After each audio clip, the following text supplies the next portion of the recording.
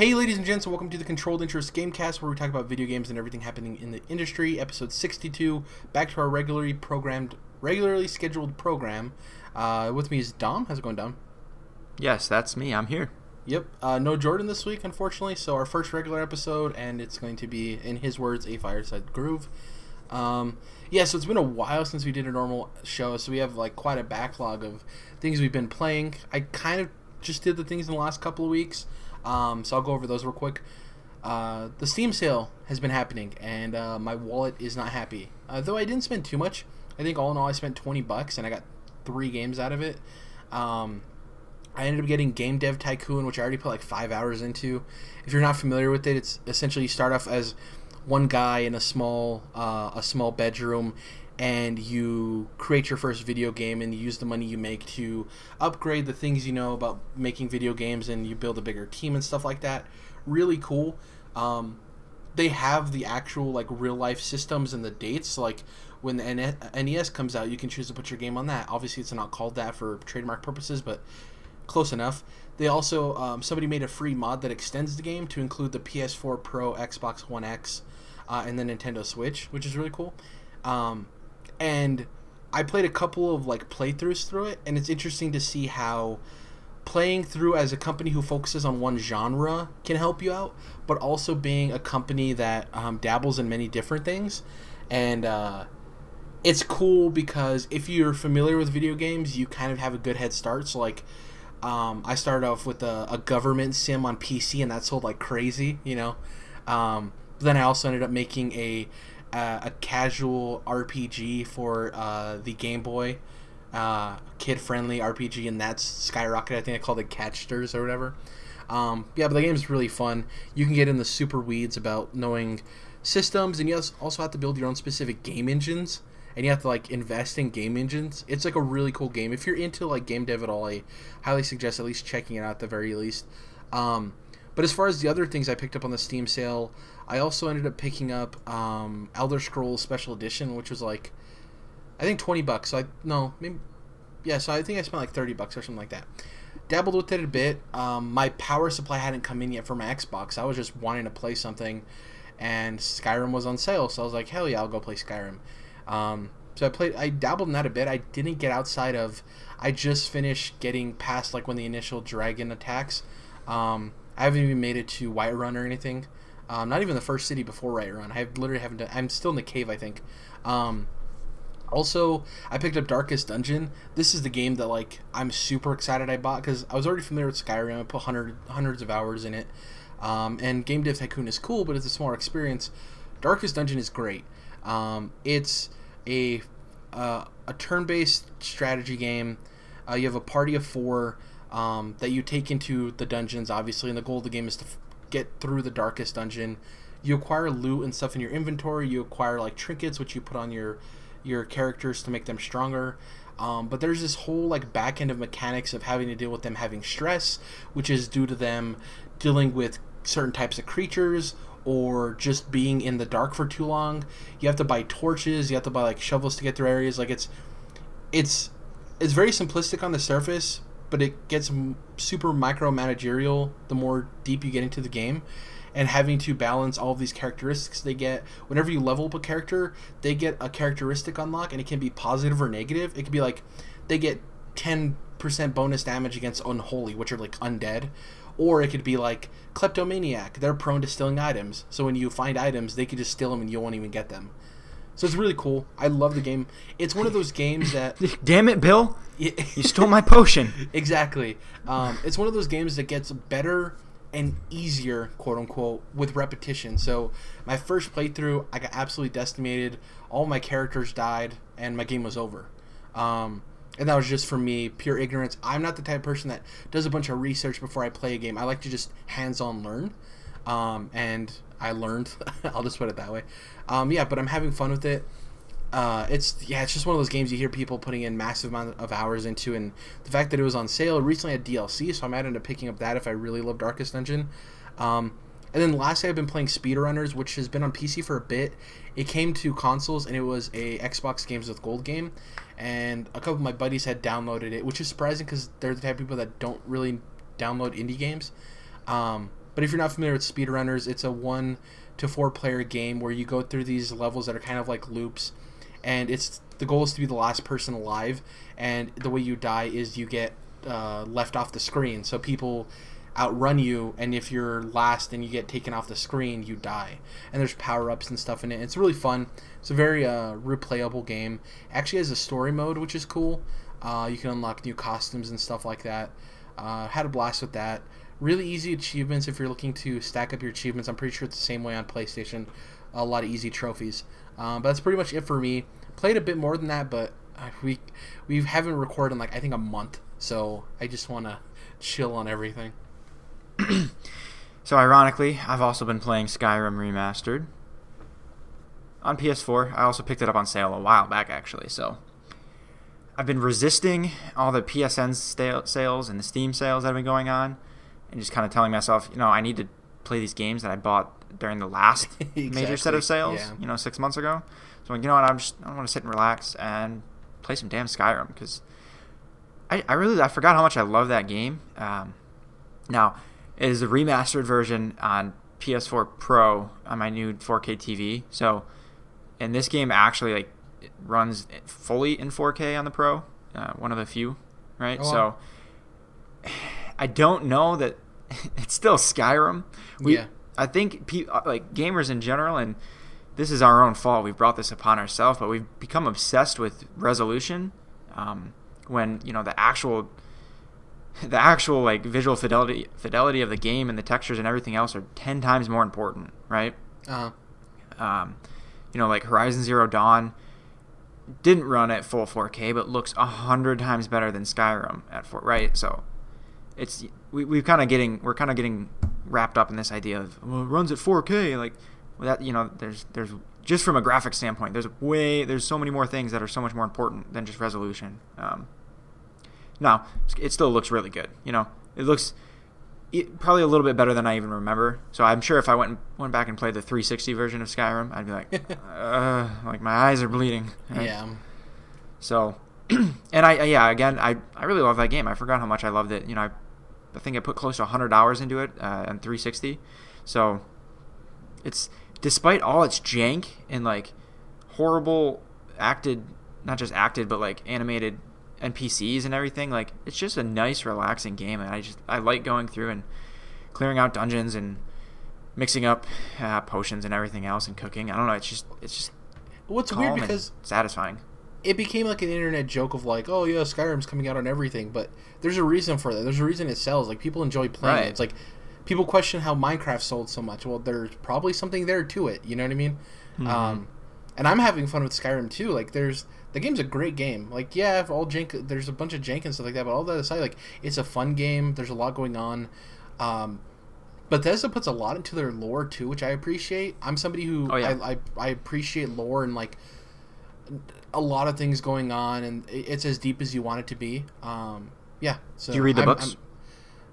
Not all of them, but I try to read as many as I can. Yeah, I did that heavily in Mass Effect, but with Skyrim, I know quite a bit of the lore, but if you were to sit there and read through every book, it'll take you a long while. But I also love that they're willing enough to make books that are essentially just one-off jokes too in and of themselves.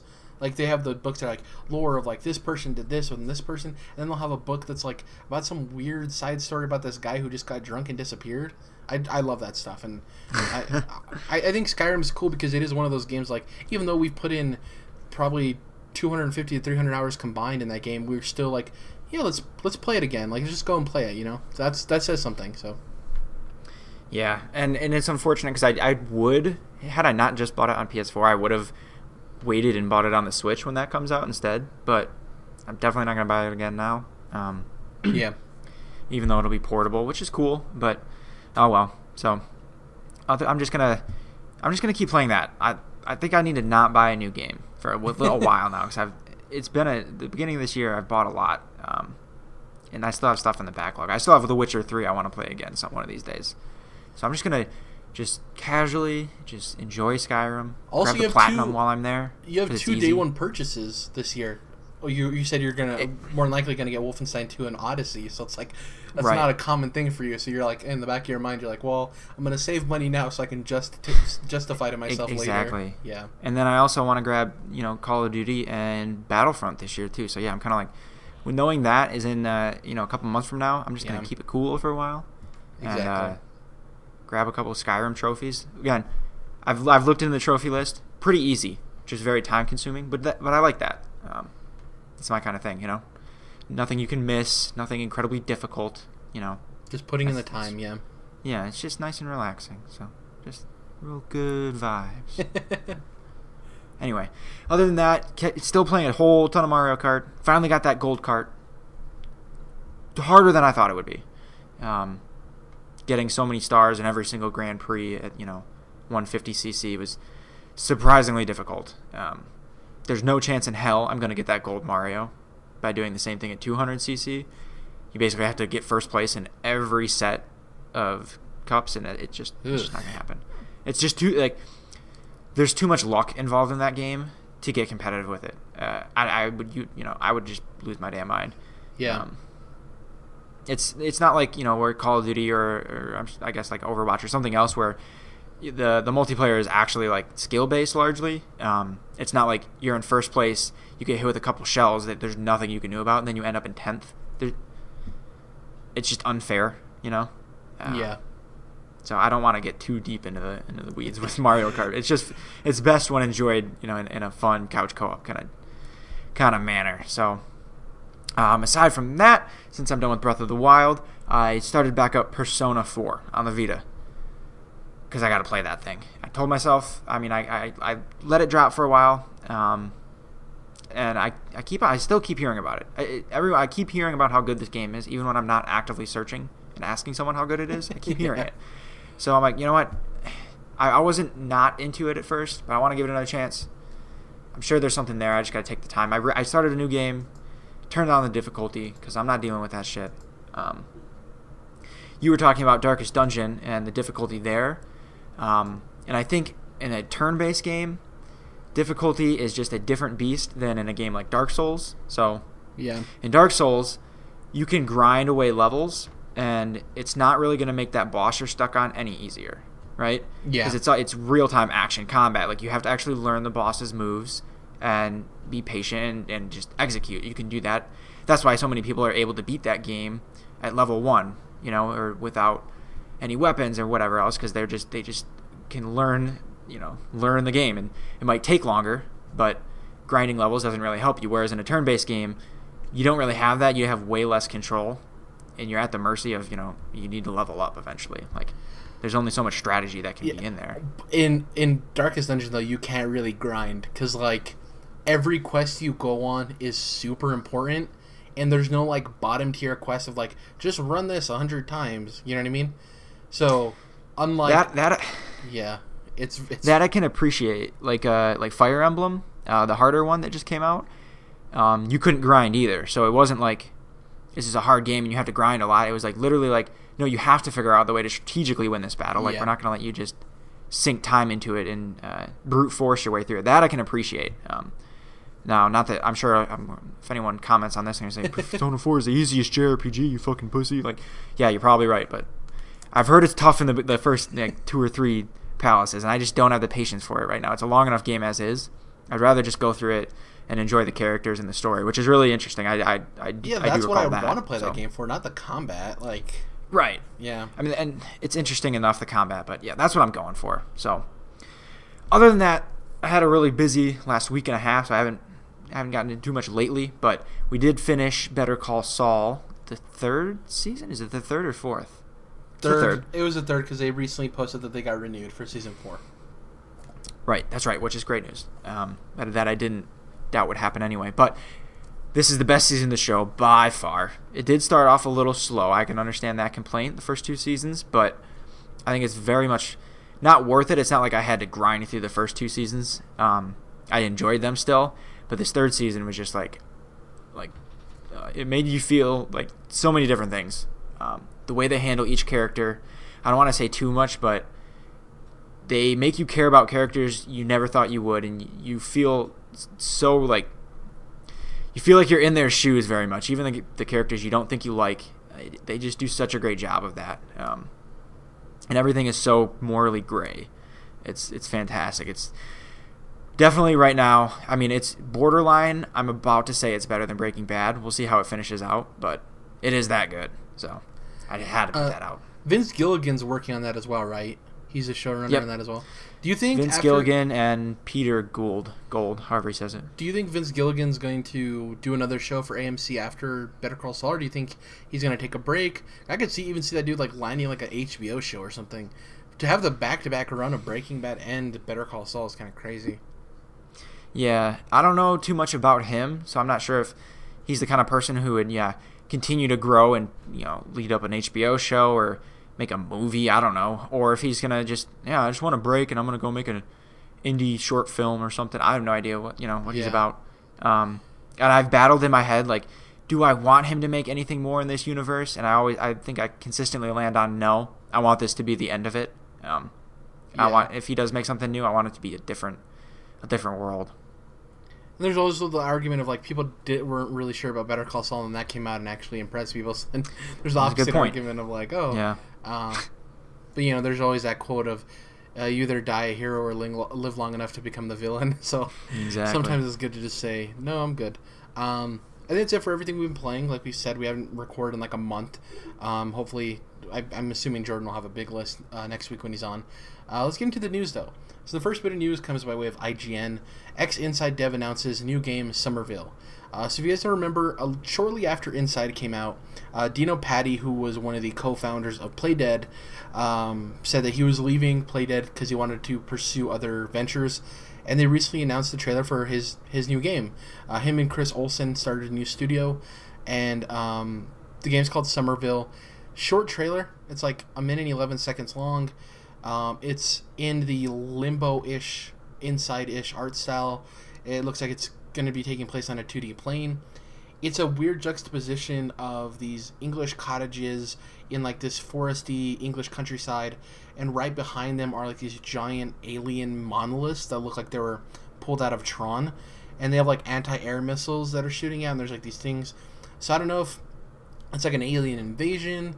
The description for the game is humans dealing with something after a post-apocalyptic fallout. So I don't know. Dino Patti was part of Limbo and Inside, which are two of my personal favorite games, and their art direction was everything in those games. So I'm excited. Did you play Inside or Limbo, Dom? No, I do want to play Inside. Next time it goes on sale, I'll grab it. Yeah, it looks cool. I haven't gotten to it yet. It's just one of those, but I want to. And this new one looks cool. Like, I don't know what's going on, but I like it. Yeah, and I mean, the guy was a part of a studio who has a average score for their two games of 9.5. Like, Inside got 10s across the board, and Limbo essentially got 9s across the board. So it's like the guy obviously knows what he's doing. I think the most important thing that people were concerned about is if he was going to make games in the same style. And from what he said and what you can see in the trailer, there is a very big, strong focus on animation and art style.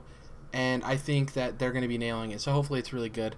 Also, it's weird. The name of his studio is called Jump Ship, which I don't know if that's a shot at Playdead because he left and he was jumping ship. Because there was some rift there. It wasn't a super clean split. So I don't know. It's just a funny shot. Just like they've talked about how the guys who left Infinity Ward named their new studio Respawn. Fresh start. I thought that was pretty funny. Yeah. Like Limbo and Inside are two of my favorite games, and I'm super excited for this. This is going to be interesting, though, because if this game isn't good, it's kind of like Playdead saying, like, yeah, you should have stuck around with us, But I think they have the chops. The game looks really cool. And hopefully it doesn't take a long time for it to come out. Next up, this was one of the more interesting stories. People love this comes by way of IGN as well. People love their trophies, right? Jordan's talked about getting platinums. You've been on a platinum run lately. People like getting platinums. You, I think, treat it differently where you only like to really get platinums in games you super care about. There's a lot of people who are just like, I want to get every platinum I can. There was this game that came out that was 5-star symbols, 1,000 top rated. And essentially it was $1, and touted in his description that you could get platinum in under an hour, maybe 30 minutes. I don't remember the exact description, but it's been taken off of the store shelves. You can no longer purchase it. And Dom, you're familiar with the story. What exactly happened? Why was it taken off? So yeah, this was going on for, I don't know, a day or two. This game was all the buzz. It was kind of like I Am Mayo, right? This was even less of a game somehow, I guess. But yeah, a bunch of people tweeted directly at Sean Layden, one of the heads of PlayStation, or the head of PlayStation. I'm not sure. He's in charge. And basically saying, this crap is ridiculous. It devalues, the other platinums that actually take time to get and are, for real games. Like, please do something about this. And he responded and said, yeah, I'm going to take care of it. And then shortly thereafter, the game was removed from the store.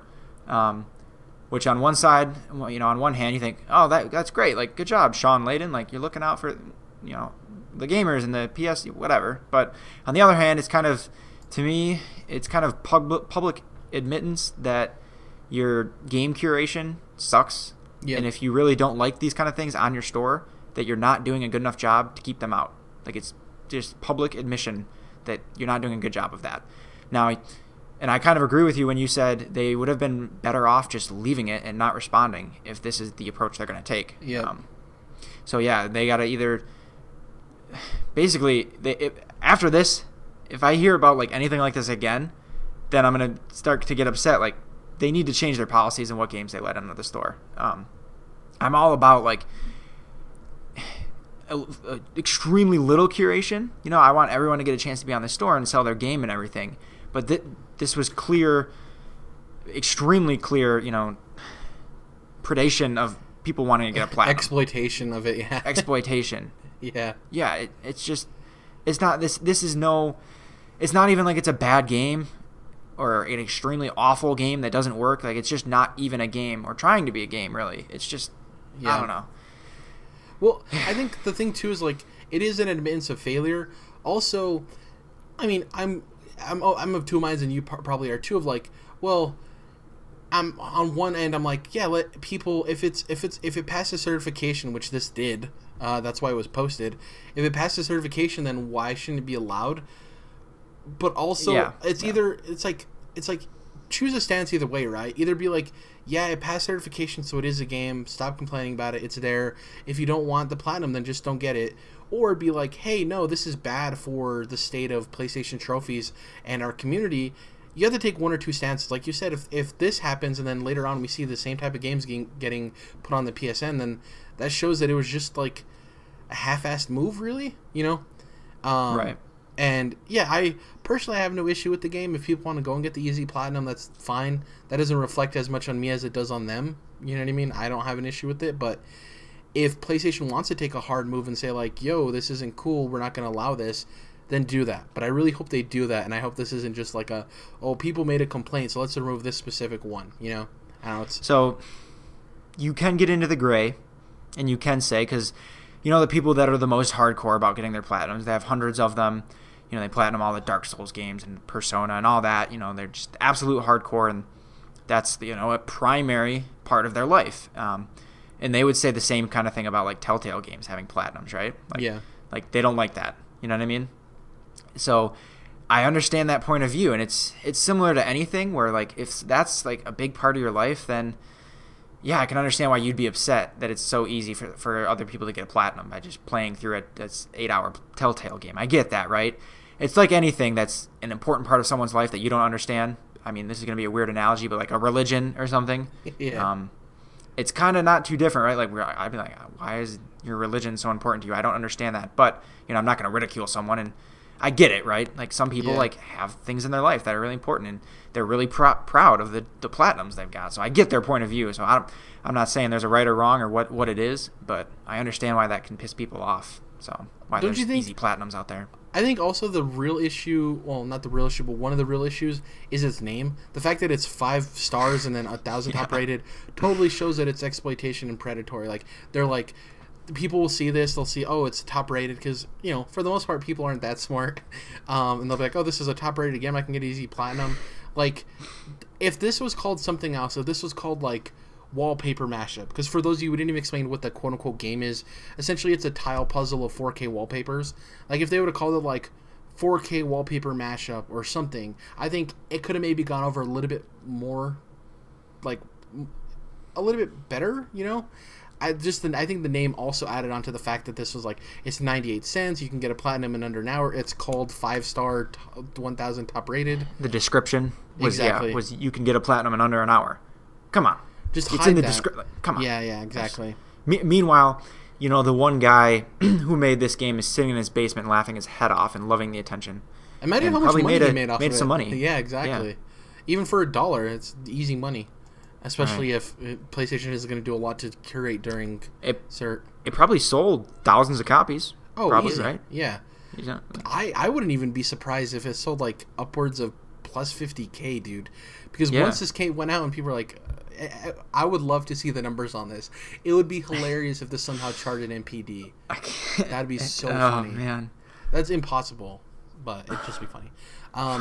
The next story here comes away of Game Rant. If you've been living under a rock, Nintendo has announced the SNES Mini, or the Super Nintendo Entertainment System Classic Edition.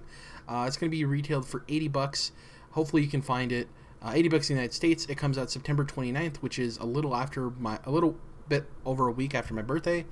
I think the price is fine. I'm going to go through the list of the games, the standouts anyways. I don't want to list every game, and then we can talk about it, Dom. So the standouts are Donkey Kong Country, Earthbound, which I think is really huge, Final Fantasy III, which is really huge, a couple of Kirby games, Link to the Past, Legend of Zelda Link to the Past, which I think is good, Mega Man X, Secret of Mana, I think is also a really cool inclusion, Star Fox, the previously unreleased Star Fox 2 that never got a release in the West, Super Street Fighter 2 Turbo, Super Castlevania 4, Super Mario Kart, Super Mario RPG, Super Mario World, Super Metroid, Super Punch-Out, and Yoshi's Island. I think this is a solid list. For me, this is something I'm going to personally try to get a hold of just because I've wanted to play Earthbound. I've wanted to play Secret of Mana. This would be the easiest place for me until we have Virtual Console for me to play A Link to the Past as well. Just because I don't really use my 3DS anymore. And I believe it's available on that Virtual Console, right, Dom? I'd assume. Yes. Yeah, I have it. Yeah. But, well, no, it's not. It is if you have a new 3DS. Oh, okay. That's weird. Yeah, the SNES games, you have to have the new 3DS. That's odd. For it to, yeah. But yeah, there's a ton of games on here that, like, give me a reason to buy it. Like, Earthbound is huge for me. Secret of Mana, Link to the Past, like I said. Donkey Kong Country, I think we've all played that before. I'm not a huge Star Fox guy, so the Star Fox 2 thing doesn't sway me either way. Like, having Super Mario Kart, even Super Mario RPG, a game I never touched, is really cool. Yeah, I think it's a pretty solid value for $80. Good luck finding one for that much, or finding it, period. What do you think about this, Dom? Yeah, so the price is, I think it's great. So also it does include 2 controllers this time. Yep, and they're 5 foot in length, the cord, which is huge. Right, the longer cords than the NES Classic, so that's good. So they're making up for the extra $20 they're charging for it. Granted, it is a great lineup, I agree. It seems like they're missing a few obvious games that were surprising. I mean, it's still a great lineup, but you would have thought you'd see Chrono Trigger. If Chrono Trigger was on this, I would have pre-ordered it. I'm 100%. If you give me Chrono Trigger, Earthbound, and Secret of Mana, like 3 RPGs I never had a chance to play, that would have been an immediate pre-order for me. Or Final Fantasy VI was SNES, right? Yeah. 3, though, I think 3 is huge, too, because that's a game I was thinking about buying on the Steam sale, and it's like, well, that'd be cool to play it on a computer and stuff like that, but if I just have it all in one place. Plus, I like the added value of playing it the way, quote-unquote, it was meant to be played. I think adds a lot to that. Also, the fact that there's a second controller, I think, too, like, that adds a lot of value. So yeah, absolutely. I think, this thing is cool, and we talked about it a little bit already, that I think it's more, it's kind of like backwards compatibility, but to a lesser extent, in my opinion, where I actually really want one, and I didn't even grow up playing an SNES. Yeah. But I kind of want it more as a collector's thing. Like, yeah, I'm going to turn it on and mess around with it every so often, but I'm not going to, like, spend, 50, 60 hours playing Secrets of Mana on it. You know what I mean? Yeah. And I could be wrong, but I imagine that that's the case for most people who are buying this. Maybe they try to get trying to get their kids into it, and it's probably not going to go great. I don't know. and again, I could be way off, but I think the obvious like nostalgia part of this is what they're selling it on, and not necessarily like, hey, you can play all these games, because you can play all these games in so many different places. And I even say like they're easier to play in other places. But again, like you said, this is more akin to the way they're meant to be played. And plus, it's cool. It's a miniature version of the thing. Exactly, yeah. So it's cool. They also made a point to say this is only going to be on sale, quote unquote, until the end of 2017. You can take that two ways. You can take that one. They kind of said the same thing with the NES Classic, and then it's sold up until February. Or you can take it as they want to get this out and then focus on making Virtual Console, which we all want on Switch, a thing.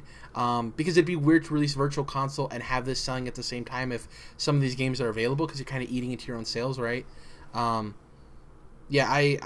excited for this, but this also springs on the conversation that I literally just brought up. Like, Virtual Console, like, that needs to happen. And some people are worried that they're choosing this over that, and I don't think that's the case. I think that this was already something they had in the pipeline, you know? Yeah. And no, go ahead. I was just going to say, we've talked about how it seems like the Switch was a rush. It's been a success, which is great, but it does seem like it was a rush to market. And I do think the Virtual Console not being there is a byproduct of that. I think they intentionally wanted the Switch to release with the Virtual Console and all that stuff, obviously. But I think that they weighed it releasing earlier with Zelda as more important than it releasing later with all of the software, right, implemented. So, go ahead though, Dom. Yeah, I think you're absolutely right. People are speculating that, what does this mean for Virtual Console on the Switch? Like, it means nothing. This is very clearly not something that they're trying to replace Virtual Console with, right? This is something that they're not even really looking to make money on, as they've proven. This is more like a marketing, move. Like, they could make so much more money. I don't believe for a second that they're struggling to get these mass produced. I think they could do it without a doubt. They could make and sell as many of these as they wanted, but they're not. They're using it, as this high valued thing that people want to get their hands on to remind everyone, item. We're Nintendo. Like, this, like, we are video games. Like, this is us. Like, this is that shit you want that you can't get. Like, that's what I think. It's all a big marketing ploy, and I think it's working great, as it's getting them in all these different headlines, and a lot of people are talking about it, and it's gonna, it directly lead into Switch sales. And I think eventually, you're gonna see Virtual Console on the Switch. I think that's obvious, and they're just gonna take their time and, of course, nickel and dime us again, which we'll gladly pay for. So there's nothing wrong there, but I don't think this means there won't be Virtual Console on Switch at all. And the thing that would get me excited too is that if they're willing to, because some people are like, well, why would they ever put their games in a collection when they can just sell them piecemeal and make a ton of money? Well, they're doing that already, right? With both. The NES Classic and SNES. It would be great to me, and I don't know if this would ever happen. It's just the dreamer's mentality. I would love if they came out with a Switch cartridge or game that was the NES Classic, the SNES Classic, and it was just a cartridge that has all those games there, and you just plug it, you put it in your Switch, and you have all access to all those. That would be cool, because it would supplement, if Virtual Console is going to take them longer than they expect, it will supplement that want of playing those classic games, So maybe they can announce, the NES Classic cartridge coming to Switch at this date, then later the SNES one, and you buy yourself time for the Virtual Console. I know it won't fully satisfy people, but I do think it'd be a good workaround to that, and I think that'd be really cool. Yeah, no, it goes back. So when the original NES Classic came out, not the original NES, but the, last year, the NES Classic, and everyone was saying like, oh yeah, this would be a great thing to see on, end caps and gas stations and Walgreens. We could not have been more wrong. It would be cool, but that's not what Nintendo's going to do. Yeah, that's not, and it's so much more clear to me now that no, that is the opposite of what they want. They don't want this $60 thing to be on an end cap that you grab like when you're on a road trip or whatever. Like, no, they want this to be hard to get. They want this going for hundreds of dollars more than it's worth on eBay. Like, that's what they want. It's like the when you think of a Tesla, right? Super expensive, nice, cool new car, whatever else is going on with it, and now they're releasing the more affordable version, right? So the more people can get their hands on it. Like, that's the opposite of what Nintendo's doing. They want their shit to be valued higher, right? Yep. But yeah, no. We there's a lot to talk about, but I think it's fascinating. Yeah, this is going to be a topic we touch on later, because I think it's going to come up again when this eventually releases. We'll probably have a discussion in September, depending on how hard this thing is to get, and probably just going over it again and our thoughts on it and all that stuff. So We'll talk about that later. The last story we're going to end with here before we get into our last topic. So this comes by way of Nerolac over on NeoGaf. I want to give him credit for this. There was a recent interview with GameSpot where Bill Roseman and a couple of people talked about the future Marvel games. We've touched on this a bit, but this goes into some more details. I'm going to read through this. It's not too meaty, but I think there's a lot here that is very valuable information. So here are the highlights, and like I said, Nerolac over on NeoGaf, thank you for this. Some of this stuff they've said before, but I'll just cover the whole thing quick for those who don't remember the interviews. Marvel was very happy with the progress of their mobile live service, but felt that their console games were not very good. As such, they hired Jay Ong, a gaming executive who used to work at Marvel and Blizzard, to work on fixing that. Marvel also noticed that a ton of their fans were also being introduced to the Marvel Universe or having their primary interaction with Marvel through the games, so they felt it was very important to get the division up to the standards of their film and TV businesses. The Arkham games were a huge influence on their strategy for how they make console games. While they didn't want to make games that were literally just Arkham Asylum, they felt that the Arkham title showed that they could design a game directly around what makes a superhero interesting and end up with a great product, even if it didn't exactly match what was already out there in the market. They contrast this with brand slaps, where you just make a game and then shove the new IP, and that's in quotes, that's Marvel's talk, brand slaps, where you just make a game and then shove the IP in it. It doesn't really fit the characters thematically, which is something they try to avoid now. Probably the Activision deal they had. Currently, their games exist in standalone universes because they want to make sure each developer has a lot of freedom. But they are interested in setting up a shared universe of Marvel games someday, assuming it works out for the developers. Which I think, personally, just interjecting, is pretty smart. You don't want to clasp down your creators right away, right? Giving them a freedom and then being like, hey, eventually when you guys are comfortable enough and you guys create these, we kind of want to interject them into one another. And I'd even argue that I wish it would stay that way. I'm not big on the Avengers and Justice League thing. I think things are better when they're, contained, and it's easier to tell a story that way.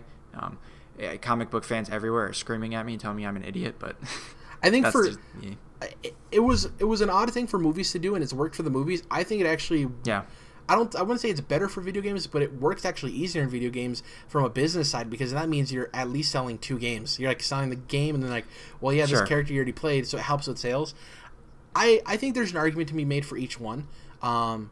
And I think both of them have their merits. I do appreciate, though, either way, however it ends up working, they're starting off with the individual universes, right, rather than the other way around. A couple more bullet points here. Marvel has large spreadsheets in their office listing out various characters and genres they would like to be in, how they best fit together, and who they think would be the best developers to work on them. They then go around to those developers and start pitching products. They also are more than happy to take pitches from developers. They say the most important thing about it when they go forward with the game is that the developer actually seems passionate about the character and the product. Since if they're just doing it because, well, this will probably make money, they feel that the result that often results in bad games.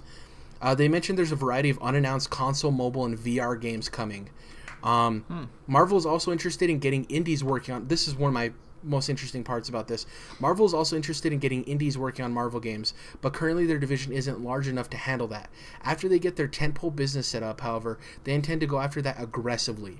Marvel says they feel a lot of innovation in the industry comes from indies, and they definitely want to tap into that. They give the example of how they felt Scotty Young's artwork would be great for an indie game. I'm not familiar with who that is. Probably a comic artist, I assume. And how giving unusual authors has worked out great for comic books, and see indie games being akin to that.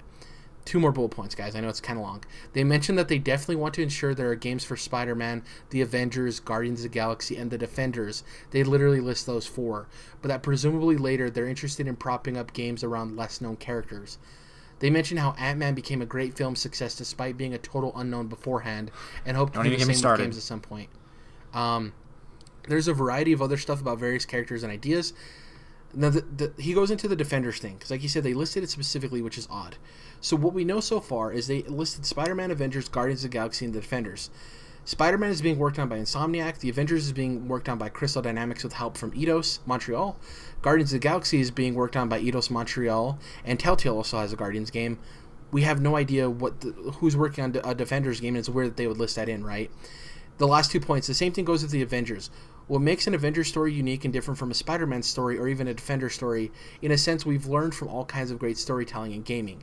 There are characters like Spider-Man, Avengers, Guardians of the Galaxy, and Defenders, which are all properties that have a natural awareness and fan affinity, and we absolutely want to make sure that we deliver in those.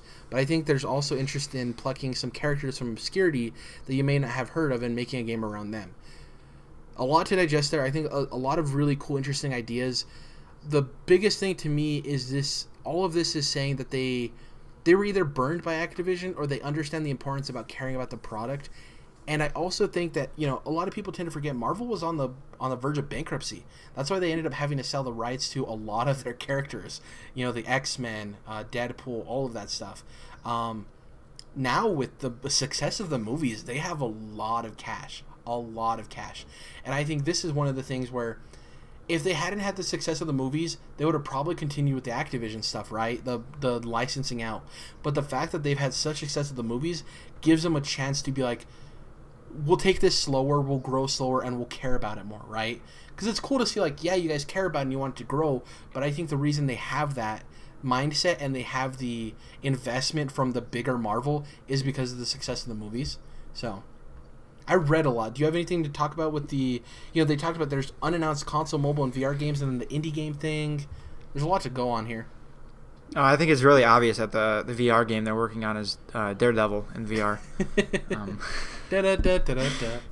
I have to make that joke every time a Daredevil video game is a possibility in the discussion. Anyway, it is kind of crazy. Something we're not used to is, you know, this level of transparency about what goes on, right? Yeah. This is all coming from Marvel. So usually with the game studios and publishers, we don't hear about any of this kind of stuff about what goes into it. So it's all super interesting. That's also what makes, you know, the stuff we normally talk about interesting, is that there's so much we don't know. We don't know those conversations, but so it's cool to hear this for once. The kind of stuff they're looking into, and there's a lot to get excited about here. So, well, the crazy thing too is if they tackle video games the way they tackle movies, I would not, and especially if they're tackling indies too, there could come a point where there's just like Devolver Digital and all of these like other people have had a conference. If Marvel's publishing games like that, we could see a Marvel conference at E3. That's actually not outside the realm of possibility if they're going to be publishing this many games, because they have things in the VR space, the console space, and the mobile space, you know? And Bethesda, I mean, a lot of people didn't like Bethesda's conference. I think all three of us, me and Jordan, were in the agreement of like, yeah, they didn't show a lot, but it was only half an hour. They valued our time, right? Right, and they had some mobile announcements, they had some VR announcements, and they had two big blockbusters. That could be a Marvel thing. They could even do the Nintendo Direct thing. It doesn't need to be a conference necessarily. It could just be a video that they upload. So I'm excited about this. Like you said, the transparency is cool. I think that's because they're new to the publishing thing of like caring for video games. So I think they've seen how badly that can affect the likes of like Activision or EA, and they're like, no, if we be transparent and we tell people what we're exactly doing, we'll earn a lot of good grace before we even release our first game, you know? And I think that's awesome. I think that's pretty much it for Marvel. I think we're excited for what they have. It's that Defenders thing is weird. I think that's something we're going to hear about sooner rather than later.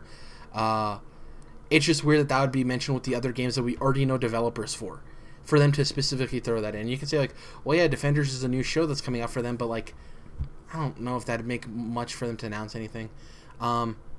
But we've talked about a lot of happy news with Marvel. Let's get into something that's kind of frustrating and annoying. This story is handpicked for Dom and I. This comes by way of Games Radar. Connor Sheridan writes, Call of Duty Modern Warfare Remastered is finally getting available standalone. It's only exclusive on PS4 for the time being. So essentially, everyone remembers last year you had to pay $80 in order to get the Call of Duty 4 Modern Warfare Remaster. It was not available standalone. People speculated it'd take a couple of months. A lot of smarter people said it's going to be a while. They announced, you can buy it standalone. It's going to be $40. It has its own paid DLC too, which is weird, and it has a lot of. They changed the multiplayer to include stuff from the newer Call of Duties, which a lot of fans are indifferent on. The biggest thing here is it's exclusive to PS4 for what we assume at the very least is a month, which I think is hot garbage considering it's a 10-year-old game. And I understand that they have PlayStation has a deal with Call of Duty, with Activision for the newer Call of Duties. Like, I don't understand why this extends. It's so odd to me. You can go ahead and talk about it, Dom. So off the bat, I think $40 is probably the right price point. I'm not going to pay that much for it. Nope. Not a year later. You know, I think right. I think they're right to charge for that. I mean, that's probably the smart move because that's sell. what it's worth. Exactly. Yeah. If it was $20, I would have bought it right away. Oh, easy. I still might if it go. I mean, it will inevitably go on sale, right, for $20 or lower. But even then, I don't know. Now I'm kind of iffy because it's just the whole thing is just rubbing me the wrong way. We can get into a whole discussion about exclusivity, but this doesn't serve any benefit but to Sony and Activision, right? I don't think this really helps the consumer, where you can at least make the argument for exclusive games where the entire game is exclusive indefinitely, that at least they have an advantage in development that should make that game better, right? Because they get to focus on making it for just one platform. Yeah. This game already exists for both platforms, right? This is already on Xbox, just a part of the Infinite Warfare bundle or whatever. So it's literally them, it's in the same realm of offering, exclusive DLC on one platform. Well, Activision loves doing that, right? It's in that same realm where it doesn't actually help anyone except for the people, the publisher and the developer, you know what I mean. So bottom line, this is just stupid. Then I also get why Sony and Activision both did this, but they need to start slowing their roll on this kind of stuff. People are really getting on their case about Destiny and that exclusive content. There's going to be a gun for Destiny, the first Destiny that doesn't release until the second one comes out on Xbox. That's insane. Yeah, like, again, it's a smart business decision when you're looking at it on paper, but if they continue with this and continue to get this bad will, then it's going to come back around. It's the same thing like we talked about with the lack, like Sony not wanting to do cross-platform play. Like, it's a smart business decision on paper, but if you keep spinning it poorly from your PR side, like, it could come back around and bite you. Like, they just have to be careful with this stuff. Because I think that's the opposite side of the argument. I don't think we have too much to say about Call of Duty specifically. We're both kind of irritated with it. I think that's the opposite argument because, for almost every discussion you have, there's two sides. A lot of times it's gray. There's not a right or a wrong. And I think with this, oftentimes we talk about, and you're very keen to bring it up, and you're actually right with it, is that, the reason they're not doing this stuff is because they don't need to. They're in the lead, quote unquote. Like, it serves no value to them, right? Except for the fact the thing that we don't really bring up is goodwill, right? You saw how much goodwill Xbox lost and how quickly people were to jump over to PS4. I understand that you don't earn a lot from it, but does Sony not think that because they have this big lead, people aren't prone to just jump ship and go to the next Xbox when this happens because of all this stuff? Like, that's what they had to be careful, man. Yeah. They lose too much goodwill, it will come back around and hurt them in the wallet. And we've talked about, like, one of the things that Xbox is missing is first parties, and Phil Spencer has said even after E3, like, I understand we didn't have a whole lot of first parties there. Believe me, I'm working on it. Trust me, I'm working on it, right? And if they come out and they have these single-player narrative experiences that draw you to PlayStation, right, the thing that they have over Xbox, if they have these things, if they have the exclusives that are like, oh, yeah, Xbox has really good exclusives, on top of the fact that you're like, well, now I have a tough decision. Like, they kind of give me the same experiences, and I'm not saying you specifically, but, like, somebody's going to be like, well, remember all that stuff Sony said? Now they really don't even have the advantage I remember of, like, yeah, they can say whatever they want. I'll just go to their thing because they have the better games. Like, I think Sony thinks that PlayStation gamers are way more loyal than they actually are. Just like Xbox thought that Xbox gamers were way more loyal than they actually were, And I don't think people are not afraid to switch systems. There's not that loyalty there. And like we said, though PlayStation is doing all this stuff, it's like bad blood. Like, even the Destiny stuff, I would assume that I would have wanted to get Destiny 2 because it looks cool and stuff, but the whole exclusive thing of them not getting a gun until 3 years after, and the new game's coming out, that bothers me because there's a difference between me owning an Xbox, Dom, and you owning a PlayStation, me knowing that I won't be able to play Horizon Zero Dawn unless I own a PlayStation, right? Unless I own a PlayStation, I will not be able to play Horizon Zero Dawn. It's a different thing if me and you both buy Destiny for $60 and you get extra stuff. That bothers me. Right. Yeah. Yeah. And it bothers me more that it's not even like a month. It's like 2 years. So you're telling me I'm paying the same price for the game and I get less. That bothers me. So guess what I do? I vote with my wallet because that's what I intend to do. And like I understand what Activision's doing, I understand what PlayStation's doing it, but like the opposite side of the argument is people are so quick to say, well, yeah, they're in the lead. It's a smart business decision. They're not gaining anything from it. But people tend to forget how quickly people will change their minds when the new PlayStation, Xbox come out. And if Sony continues to be very bad at PR and not have proper PR training, people will remember that stuff, you know? I think it's just something we don't talk about enough. The side leaning against it is, like you said, like, okay, well, you're going to vote with your wallet and just wait and buy it on Xbox, but they're counting on a lot of people doing the opposite, right? And saying, exactly, yeah. Well, and I know I'm in the minority. You know, yeah, well, okay, we're just going to buy PlayStations then because we don't want to wait, right? Yeah. That's what they're counting on, and unless that changes, unless people's behavior changes, Sony has no reason to change their policies, and Activision, they have no reason to change this. So if we want it changed, then people have to do what you're saying and not give in.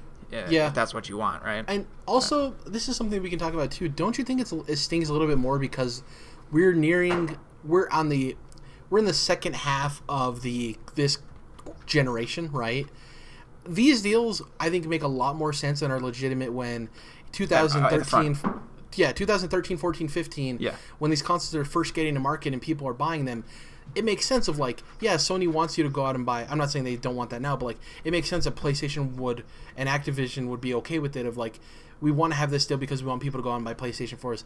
At this point, how many more PlayStation 4s are going to be bought because of that? Like, there's so many out there already. Right. That's why I think it stings a little bit more of like, there's not much of a race anymore, and there's not really a lot of empty market for them to gain off of it.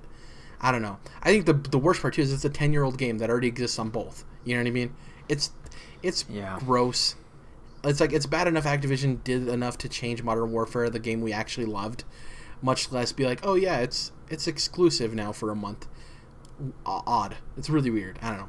It really frustrated me because, like we talked about, I was like, and the funny thing is I think me and you both said, I don't know if you said it as well, but like when last year before this came out with Infinite Warfare, we would have been fine paying $40 for its standalone day and date, right? Yeah, then. Yep. But now a year later, it's like still $40, and it's exclusive. It's like time changes things. It's awfully weird. I think that's pretty much it. I don't think we have any much to say. Jordan will hopefully be back next week. Let's get into what we're going to be playing. At the top of the show, I talked about all of the games I bought. Darkest Dungeon is a game I'm going to continue playing for sure. Going to be playing a whole ton of that. I'll probably have some reports on my frustration or my love of it next week. Also going to be playing a ton more Elder Scrolls Legends. I love Elder Scrolls Legends. Like, it's probably my favorite CCG right now. Hearthstone's cool and all, Gwent's cool and all, but Elder Scrolls Legends has my heart. They recently came out with the Heroes of Skyrim expansion, which we saw at the Bethesda conference. Really cool. I think a cool thing CCGs can do is inject characters that you love and you're familiar with, and like they've added a lot of like the specific dragons like Alduin and Parthenox, or however the hell you say his name. But they also have a lot of other characters you go through, like your companions and stuff like that. And the beauty of Elder Scrolls Legends, and I think CCGs in general, you've played Skyrim, obviously, Dom, is like the little nods to like lore or items in the game that you're familiar with because you play Elder Scrolls, you know? And I think that's super cool. I'm having a blast with that game. Outside of that, I'm thinking of anything on console. I'm probably going to get back and try to get around to finishing Prey. I recently got my power supply in. I tried buying a third-party one. It immediately busted after 2 hours. Oh. Got a refund, thankfully. So I just went straight to Microsoft and bought it. That's pretty much it. Yeah, I'm in this weird middle space of like, I don't know what new games I'm probably getting Madden just because I get it every year because I'm a zombie. But I love Madden for all of its faults, and the story mode I think is cool. But I'm just in this middle ground of like, I'm waiting for the Switch to come out, you know? And I think the first game I'm going to play on Switch is either Breath of the Wild or Kingdom Battle. So I'm in this middle ground of just playing stuff that not necessarily new. I'm kind of like you. I'm just like play the games I have. So Yeah, just whatever feels right. exactly. I'm gonna try to watch some more movies and stuff, get better at that, and Spider-Man next week, hopefully. What about you? So, I'm gonna keep playing Skyrim because I like it. It's a fun game. What class are you going with? I am a Nord. Is that what you normally go with? Is that your default? Because the first playthrough I did, however many years ago, I did the Imperial thing. Okay. I always tell myself I want to make a class as a Argonian or a Khajiit, but I always when it comes down to it, I'm like, I just want to look like a human. Well, so I like Argonians. My character in Oblivion was Argonian, and I like that they can breathe underwater and stuff like that. But I played Oblivion for a long time. It's obviously a Bethesda game, so I kind of lost the draw of that. And Khajiit, the only reason to go Khajiit is if you like playing stealth, and I like stealth in stealth games. I don't really consider Elder Scrolls to be a stealth game, so it's not the way I approach it. And I normally go Nord or something more humanistic. This time, though, for the sake of it, I just picked High Elf, and I'm going Mage. Just shooting off spells. Interesting. Yeah. I never do that in games. I just, whatever. Yeah, so I did Nord, do one hand, one-handed swords, and then a spell in the other hand, and then some bow and arrow, some sneaking, all that good stuff. I just stay away from the shields. I don't like the shields. Yeah. They don't fit well. I'd rather just use a heal in the offhand, or fire. That's fun too. Yeah. But yeah, and I really like not the main quest line with the dragons. That's whatever. I like the Skyrim Imperial battle quest line a lot. I like the writing with that. Yeah. So I wanted to get the other perspective from the Nords of Skyrim. I think we can have a debate about this one day, but I think they have a way bigger stake to Skyrim. And now when I look at it now, I'm like, no, get these Imperial Federalists out of here, right? Like, come on. Yeah, we're the Nords. We're going to worship for who us we to want. talk about, and that's the thing too. Is going back to what we said at the beginning of the show. People like to joke about this game, and be like, "Oh, Skyrim this, Skyrim that." It's coming to another thing, but it's a game that'll stick around with us, and we're playing it again. It's saying something for a game we already put 100 hours in. Right. Super cool, man. I love the Dark Brotherhood stuff. That's my favorite stuff because it's so weird. Oh yeah, that stuff's awesome. Yeah. Oh, next they're doing Skyrim Fallout Pip-Boy edition. So when you're playing Fallout 4, you can open up your Pip-Boy and play Skyrim. Oh god. And then they're going to release it for Android on the refrigerator, so you can play Skyrim on your refrigerator. Quick question for you. Obviously, we're talking about what you're going to be playing next week. Earlier, when you were talking about Persona 4 Golden, how close are you going to be playing it next week, and how close are you I'm pretty sure you're not close at all to finishing it, right? Not even. No, Yeah. I'm gonna start playing it more. This weekend and next week. But I started a new game and I got to the first checkpoint and that's it. I've only put a half an hour into this playthrough, so completely fresh. And then, we have. I think we'll have the show before then, but Game of Thrones premieres next week.